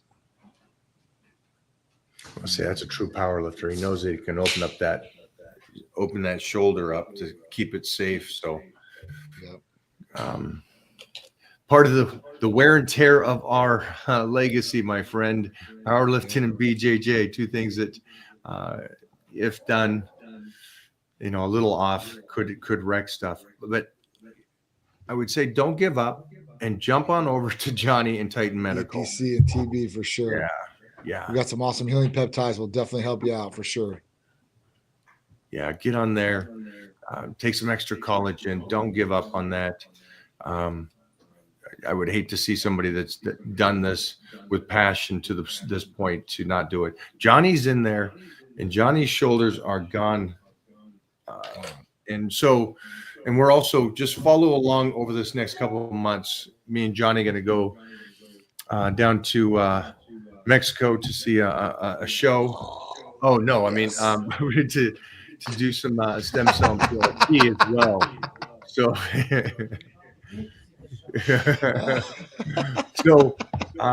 keep that in mind as well. Yeah. There's other options. Don't just give up. But I love that you're not giving up now and you're still doing the movements. John, is there something you can do for your chest to keep it fired? Because that's what you want, right? You want to still put blood in there and keep movement. So what are some of the ranges that you do? That would be, I would use Hercules Potion, one thing to increase blood flow, and then the other thing, I do 45 degrees. For me on chest days, I'm working with dumbbells, doing flat incline, and I'm gonna start doing increasing to decline too as well. I do a couple of exercises like flies and everything afterwards, but I keep my elbows in tight, and I'm going straight up, and I could feel everything in my chest, like. I guess when I was younger, maybe I didn't live as cautious, right? Because you don't feel like that. So, but I mean, this is the best form I think I've ever had in my life, and it's because I have to do it, because otherwise I'm gonna be feeling pain, and I don't want to feel pain. So when I do it like that, I pretty much don't feel any pain, which is great. And like I'm doing 100, 105 pound dumbbells in each hand. So at that point, I'm putting up some decent weight for my size. And I'm happy. I'm not hurting or anything like, like I come on the set. I'm not like that. So that's definitely a good thing for me, 1,000,000%. And I'm bone on bone. I have arthritis all throughout my arm. I need a total shoulder replacement in my right shoulder. So at that point, like, hey, listen, I'm getting through right now. Hopefully in a couple months, I'll have another solution, and that'll be great. But until then, I'm just, I'm doing what I have to do. I'm getting in there. I'm training when I need to train. And I want to progress, right? Like, I don't even want to just maintain. Like, right. I want to progress. I'm not there to maintain. Like, people, I just want to get to this point and kind of stay there. Like, hell no. Like, I'm not waking up. I'm not doing this just to maintain. That's great for you. It ain't great for me. Like, that's not what I'm here to do. Yeah, we can't have that. You have way too many nice clothes. We can't have those things hanging on you.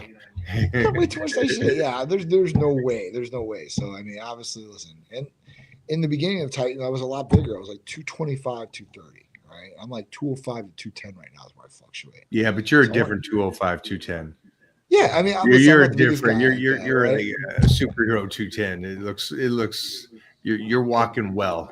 It looks bigger than what it is. So that's that. I'm gracious to that. But like, no, I'm talking about your body. Yeah.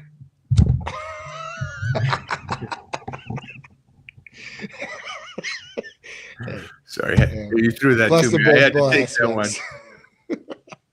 All right. Do you recommend testosterone replacement for getting muscle fast? I don't recommend testosterone replacement for getting muscle fast. I recommend testosterone replacement to improve quality of life. And if you have low testosterone, you increase your testosterone levels. That will help you build muscle faster. So I guess it's answer to your question if you really want it. It will help you build muscle faster if you have healthy testosterone levels than not. If you do not have healthy testosterone levels, you're not going to build muscle as fast and as easy. And you're probably going to be putting on a lot more fat too as well. So that's just where the blood test comes into play and looking where everything's at to be able to fix it and optimize. I'm sorry to say this.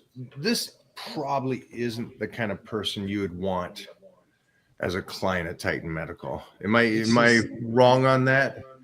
It's just something we have to educate. Like people automatically stereotypically say, like, if I take testosterone, I'm going to build muscle. Like, I'm telling you, when I first started Titan, I used to have, and this was a big mistake on my part, but I used to like watching when I used to go out there. It used to motivate me. I used to have in our first office, I would have the one TV we had on the wall, and I'd be playing Pumping Iron. Right? Teresa came back there. She's like, you need to turn that off right now, because the people that come in there, they're like, I don't want to look like this, right? I do, and of course, the first comment, right? You never will, right? So don't ever worry about that. You never will look like this. But after that, I like, all right, I have to like turn this off. Like, this is something like motivates me, but not other people. So that's a stereotypical thought. I'm gonna take testosterone. I'm gonna get jacked, but that's not what happens. Like, there's 1,000,001 people that I know and through groups or that come to us that are taking grams of testosterone and they look like a sack of potatoes, amongst other things that they're taking too as well. Like, they're taking so much stuff. Like, you should look like Adonis with all the stuff that you're taking, but you're not doing all the other different things that you should be doing. So that's why you look like this. So that's where it's at. So don't automatically think I need to take testosterone to build a whole bunch of muscle. But if you want to build muscle, you need optimal testosterone levels and you need balance. Before we jump back, the only reason I brought that up for that last viewer is just because of the fact that it's so one-dimensional, and it's also you're doing something off of a visual thing instead of a health thing. Right. So it's a short-lived rock star for a second, and you're doing it for the wrong reasons. You eat healthy and you train, and that's going to help you get muscle as fast as anybody can get muscle. But if you're doing it just for that purpose, you're doing it for the wrong reason. But here's a great one. And we know we've just been talking about all this. Go for it. Trouble sleeping. Any tips?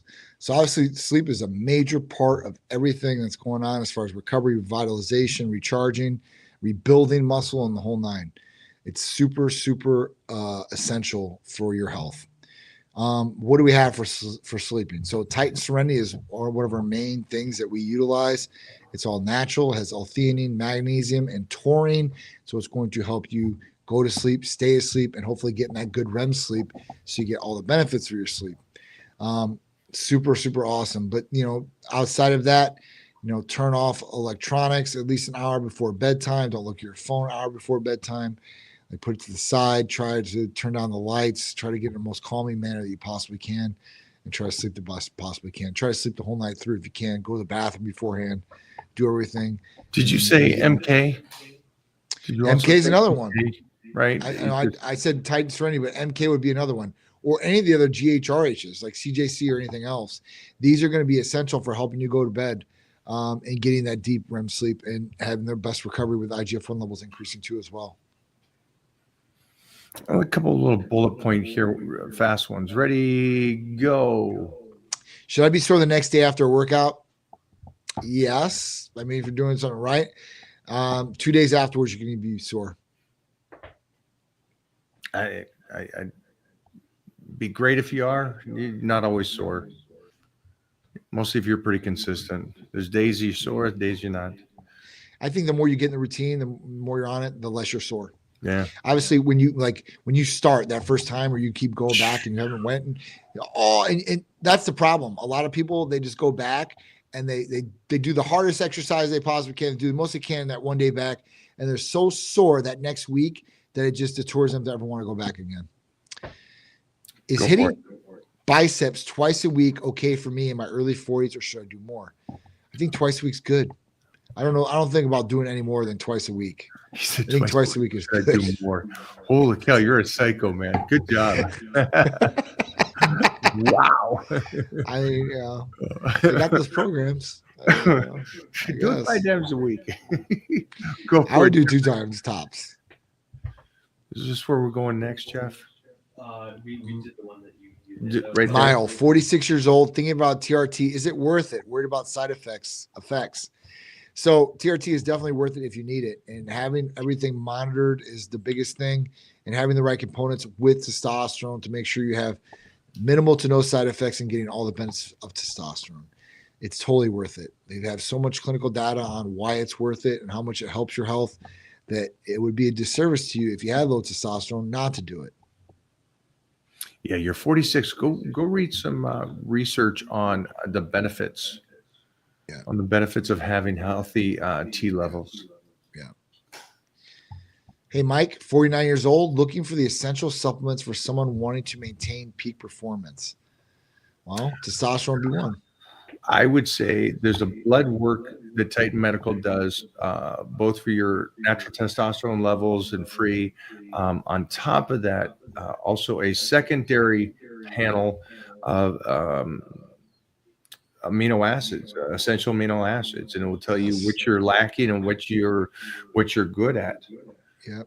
So I would definitely do those two things. Yep. And Johnny, you agree with that one? Yeah, no, 100%. 100%. I think definitely looking at the blood work is key. Hello, Mike. I'm in a calorie deficit, lifting weights and gaining weight. Is my fat turning into muscle? Well, how are your clothes fitting? Right? So the scale's going up. How do you look in the mirror? Is things changing or are your clothes fitting looser? I think that would be the thing if you're recomping. But if you're going to a calorie deficit, you're lifting weights and you're still gaining weight, then something could be going on. I mean, I don't know how you do that if you're going to a calorie deficit. I also don't know how you turn fat into muscle. So I recommend for that last person to get a trainer. I would talk to a trainer, somebody that knows a little bit about exercise. It could be a surge. It could be just a basic ACE trainer, just you're burning fat and you're building muscle is what you're going to want to do. Yeah. Not going to change into it. It transforms. Yeah. Jeffrey, give us a burner. How do you know when a body part is recovered and you can work on it again? Well, if it's not sore, not injured, I think that's a good preliminary, right? Like you didn't work out the day before. You gave your at least a day of rest of it, and at that point, not feeling sore or hurt in any way, shape, or form, right? Feeling good, going in there and being able to do it. This actually is a real good question because, like most pros say, the easiest thing to do is overtrain. It's the easiest thing to do, which kind of sucks because we love training. So the issues are this. It's exactly this. It's like, okay, so your chest is recovered. All right. Have you eaten enough and taken enough time in between to get back and be stronger on the next workout and also get the rest of the body parts in between then? This is where the intelligent lifter comes into play because your chest might recover in 3 or 4 days, but you didn't get the rest of the body in. So how do you go back to that? Well, let me do twice a week. Well, so again, it's a great question. This is something that you're going to have to stay in the gym and kind of continue to learn your body. Johnny does a body part a week, right? Right. You're hitting everything once a week. And so technically that's 7 days, Monday. And there's times I do power bodybuilding, which I love, and we're hitting a body part twice a week, but we can pinpoint that I'm getting stronger week to week. So I know I'm not overtraining. So that's actually a very tough question. Just for anybody that's on here, don't just do a body part because it's not sore or you feel refreshed. That's a tough one because you go into the gym. Johnny, you ever gone into the gym feeling like you're going to just lift the gym and you're absolutely the opposite? Flat, yeah. And then there's times you're like, I'm sick, I don't feel good, I'm run down, and you go in the gym, you lift more. There is times like that. And I'm like, what the hell? I'm like, what did I do wrong? You got to look back. You're like, what did I do? When days are good, you got to look back. What did you do the day before? What did you do that day? And if things are bad, you look at it. I know that's what like Lee Haney used to do. I think is what he was talking about, like in his carbs. He used to look at it like, hey, I didn't get enough this day. I looked a little bit too flat. Next day, I increased my carbs. I looked a lot better and I pumped up. So I mean, it's just like you need to recognize like how you're doing, how you're feeling, how you're looking, I guess. And at that point, readjust, readapt, tweak it back in, and then go forward. Yeah, there's definitely days that have been like that for me. And I would say, like, on those days, I'm like, all right, well, what did I do wrong? And I'll go back to the drawing board. Like, maybe I didn't sleep good that night before. Maybe I didn't eat enough. Maybe I didn't give myself enough days to recover. I mean, there's a lot of different things and variables that go into it. So, yeah, it's definitely, you need to look at it. I mean, with the overtraining thing, do I think that pros or some people could overtrain? But do I think that some of these people overtrain and say they're overtraining? I don't know. I don't know if they truly overtrain. Yeah. That's the other thing. Unless you're watching their workouts and like, all right, or you're doing this because overtraining, you can get injured too as well if you're truly overtraining, right? So there's a lot of different things that go into that play, and like if you truly are, I've seen pros like where they've talked about. I think I was watching one of your interviews. You were interviewing Jay Cutler, and he was talking about like how his training schedule are, and he trains every day no matter what. Like he does 7 days, and that's what he does now. But do I think you need a day or two of rest? Absolutely. I think that a day or two rest, especially if you need it. If you need the day or maybe 2 days you need, I don't know. But I think the rest is there. And I definitely think that you should judge it by, if you're coming back in stronger and how you're doing, how you're looking. It's a beautiful question, my friend. Thank you. I know that it may one. seem like it's not to most people, but I understand this is the chess match, and that is part of the game on deciding just because your chest feels recovered, have you still taken enough time or not enough time to go in? Mike, does warming up more equal better joints? How much warm up is overkill? So I think we talked about this, I think last time too, as well. Warming up is great for the joints. That's what you want to do. You want to warm up those areas. And I think Mike said he warms up most of the time anyway until he gets to his lift. Right? If I work out for an hour, if we work out for an hour, let's say hypothetically chest, I think 45 minutes of it is warm-ups on exercises, and actual lifting time is 15 minutes. Yeah, right. So yeah, I believe it's like the pitcher, right? You watch Peter. He had to come in the other night, right? Yep, I'm probably pretty close on this, but it's the 9th inning. He's got to come in and close it out. Yep. He's over there for a freaking hour and a half, just getting it, just loosening it up, just getting that thing in. Then he gets in there, throws his 9 to 12 pitches or whatever that is. Right. Done. Game over. Right. Yep. That's my training. That's a perfect example. That's exactly how it is too. Because it's the 9 innings throwing it, 16, 20 times. Yeah. Now we're destructive. Now it's like this kid's going to need the next 3 games off. Right. And it goes back to the previous question again. Some days you're going to have to do it, and some days you just be smart, come in, hit it, and get out. And like Jeff said, he warmed up for an hour and a half this morning and then smashed the workout within 20, 25 minutes. So great questions. You guys finished strong today. Yeah. Well, these are awesome. And health. And then anybody in here, just so you guys understand that my post yesterday reflects a lot of these questions. The joints and ligaments are the most important part, and that comes from being smart, but also the BPC and the TB500 are the 2 peptides since I've been with Titan Medical that I've started day 1, and I have never gone off those 2 peptides since day 1 on being on Titan Medical. Yeah. That's daily regimen for me too. I need it. That's literally what gets me by every day for sure, 1,000,000%. And then you're gonna go, well, I thought you don't have joints and issues and stuff, and it's like I don't want them either. So, Right. I'll stay ahead of that. Yeah. So don't wait till the shoulder's gone. Don't wait till these things are injured. Don't wait till your body's wrecked. No. Do the blood work. I still think you should do the secondary blood work on the essential aminos at least one time to see your drink, like I Yeah. said, this is filled with EAAs, BCAAs, and glutamine first thing in the morning.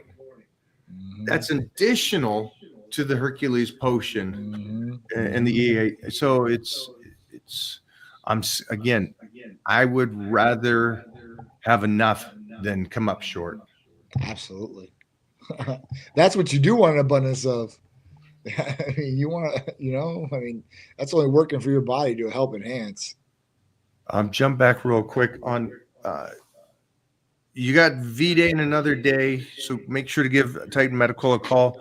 My recommendation is the PT 141 this time out for you guys. Try that out. 41. That's a Yeah, good one. make her Definitely a good happy, one. make her scream. That's what I'm saying. Right? Yeah, I mean, listen, Well- you could have the worst date ever and go home and hit it and be happy, smiling, cooking some food later. So that's what we want for you. That is a shot, but then there's also they have tablets. So So we have trochees. It's buy 5, get the 6 1 free too as well. So you actually get some benefit there too. So Sam, if you're watching, you just so I know you're 32, but you need to serve it up this week. And Bobo, you got your 5 girlfriends, so I get the PT 141. Yeah. Johnny, thanks for hanging, brother. I appreciate it, guys. Thank you so much for having me. I appreciate it, bro. I'll talk to you later. I'll talk to you later.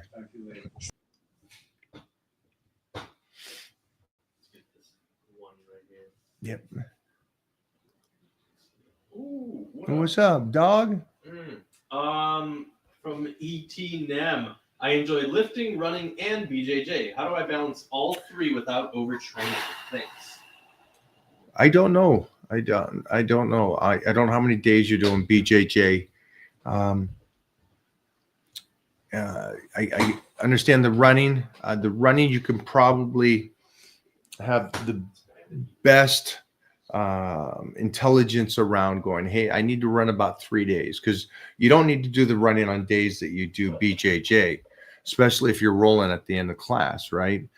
Because if you're rolling at the end of the class, you already got a heart rate that's well, mine's way too high. I need to learn to breathe better and not flex through this stuff. But you're probably a little bit much more calm than I am. But you're still getting the heart rate up there at the end of class when you're rolling. So again, are you going 3 days a week there? And then the lifting would be on those off days. And you should be able to get the whole body in within 4 days of lifting. So maybe 4 days of lifting, 3 days of BJJ, and then use the cardiovascular for the running on other days that you feel recovered from it. Try to get at least 1 day off a week. You know what I mean? And I would do it a weekday. I wouldn't do a weekend off. I would do a work week off. Give me another one. What we got here? They might love the content. Is it better to hit the muscles hard once per week or moderately multiple times per week? And she's got a bone. Ah, she does. And she's raw dogging She's that bone. killing that thing. Good for her. Let me get that again. They might love the content. Is it better to hit the muscles hard once per week or moderately multiple times per week? Well, your workouts would always be at a good, 60, 70, 80% range. So you're always hitting it really good. There wouldn't be a moderate and then a hard. Hopefully that makes sense to you, because there's that percentage of training, because you should be training to get better, right? You're not going into the gym just to go, I'm going to go through the motions today. Today I'm going to give it. Tomorrow I'm going to go half-ass. You know those people that say that? They go like, I do heavy 3 days and I go light weights 3 days. Well, now you got mileage on those 3 days that you're doing light weights and you're not doing anything to the body. So yeah, I would rather you do hard workouts twice a week if you want, for a period of time. See how your body reacts to it. That'd be the go-to. You're young, hit it, get in there, be a savage. Do you ever experience burnout and take a few weeks off? Never in my life. Not even slightly. What? In no world.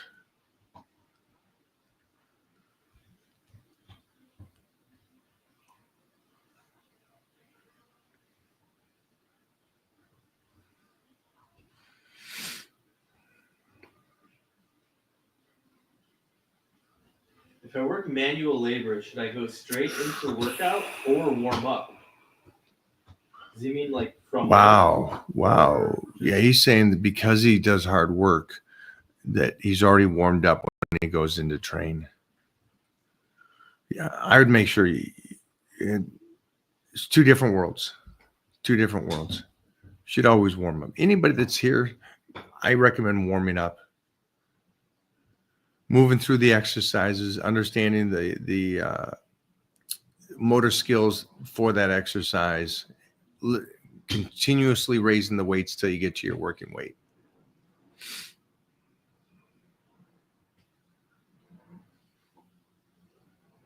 What do we got here?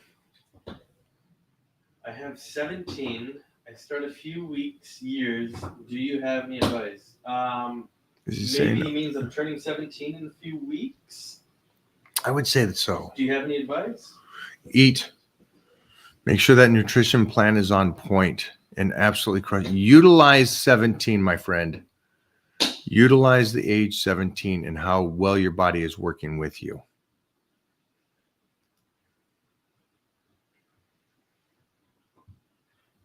We got that one. We got that one earlier. Unless you wanna Mm. do a little quickie on her. What is it? Will you be disappointed if Titan doesn't win Mr. Olympia? I'd be disappointed if Titan won Mr. Olympia. I would come up.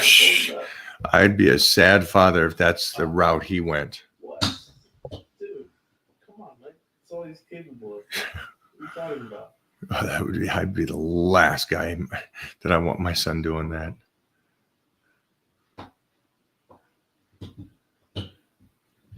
5'11" was 320. Now I'm down to 270. Eating about 1,500 calories, arms, core, legs, high protein. Anything else you recommend to get that next big chunk of weight off? Yeah, work backwards. Make sure that you're leaving enough room that you can continue to move forward. So what a lot of people do that are heavy is they'll just cut the calories down to a low number. 15 is not bad. It's not bad because the goal for you is to drop the weight. So I'm not worried about a bodybuilding show or something like that, or you retaining all your muscle. Whatever muscle you lose on this diet, you can get back afterwards, after you get to the shape you want to be in. So I would just make sure that you're leaving room for you to get better. That way you don't end up plateauing. And when you plateau, disappointment happens, and then the reversal, and you come back and gain everything back. Don't want that for you. Are you still doing the reverse camber bar, Mike? It looks like a deep stretch. It's an absolute bonker stretch. Yeah, it's a great one. What is the best / most efficient method of cutting weight? And how important is it to lose weight slowly to prevent losing muscle? Love you, Mike. I'm not too concerned about muscle loss. Obviously, keep the calories as high as you possibly can as you're dieting down. I recommend slowly, a slow process of doing it. And then just the basic for anybody that's cutting up is just the lower of the calories throughout the period of time. Make sure you're starting at a good number, because after that 8 to 10 weeks, you still have to be able to make sure that you can make changes to the nutrition. Great question. What was it like competing in the universe? That competition seems so involved in its own ways. I think all of them were great. I think the universe was great. I think I had more fun at some of the other shows, but universe was great. I think I had more fun at the smaller amateur teen shows when I was first starting out. When I was just doing it because it was fun and I loved it and I wanted to compete and stuff. When it became somewhat of a requirement, kind of took some of the fun out of it.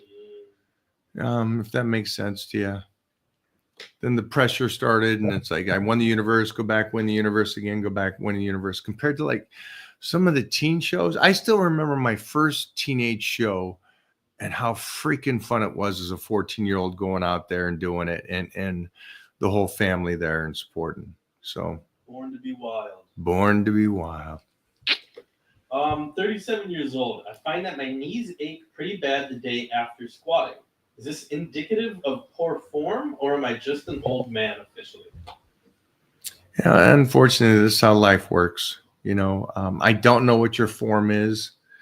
At 37, yeah, I don't see that there should be some knee pains already. No early arthritis or something like that. So I would definitely make sure that you're doing the squats right. Because think of this, you're 37 and your knees are already starting to hurt after the workout. What's that going to be in 10 years? What's that going to be in 20 years?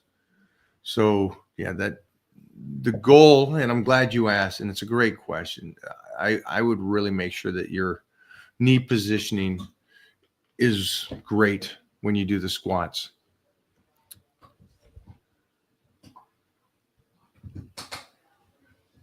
Hey Mike, thanks for the content. Is there a workout app or program you'd recommend or have for us? Thank you. Yeah, I think everybody on here would benefit from power bodybuilding. I think first off, you wouldn't overtrain. For the first time in your life, you would be training at a level to where you're understanding percentages. On top of that, you're going to be the first time that you're gaining strength in a rapid speed that you're like, oh my gosh, I didn't realize you can get stronger over 12 weeks tremendously, in a healthy way, in a good way, in a smart way. And I think that's one of the biggest things. And then also on top of it, it's going to show you the proper forms so you're not hurting yourselves. And then it'll also give you that appetite to where you're like, wait a minute, I can eat and I'm burning it off and I'm getting this muscle and I'm getting this strength. And so I would say for anybody and everybody, power bodybuilding should be the go-to right now for the next 12 weeks. Great question. How often should I train flexibility, and should I do it only after lifting? Well, the one thing is, yeah, stretching should be after you're warm, after there's a blood flow. For me, I don't have that kind of time in the day to where I would be stretching out for a half an hour or hour after the workout. So that's why I really try to stretch during the warm-ups in the range of motion that I'm working that day and keep that range of motion.